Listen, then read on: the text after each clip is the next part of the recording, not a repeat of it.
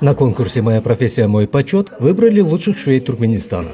В финальном туре, организованном Союзом женщин и Национальным центром профсоюзов, встретились победительницы городских и вилаятских этапов. Практический этап стал испытанием на скорость. За 30 минут мастерицы должны были раскроить и сшить детское платье. Жюри оценивало точность кроя и владение техниками традиционной орнаментики. Также швеи представили свои современные наряды, созданные по канонам древнего прикладного искусства. Показ сопровождали чтением народных преданий.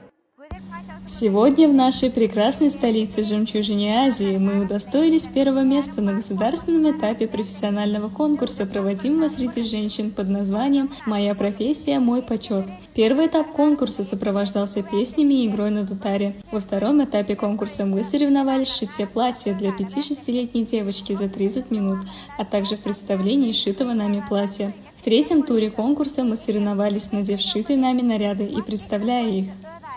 По итогам смотра лучших рукодельниц наградили ценными подарками и почетными грамотами от организаторов. Отметим, что искусство туркменской вышивки включено в репрезентативный список нематериального культурного наследия ЮНЕСКО.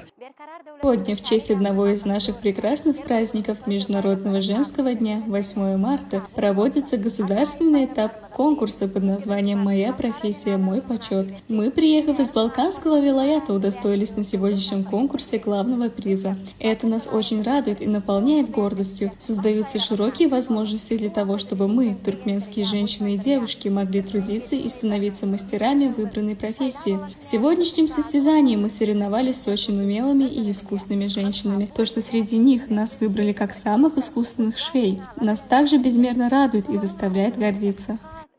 Туркменская вышивка – это уникальное декоративно-прикладное искусство, которое используется в национальной одежде всех возрастов, а в сельской местности по узору можно определить место проживания мастерицы.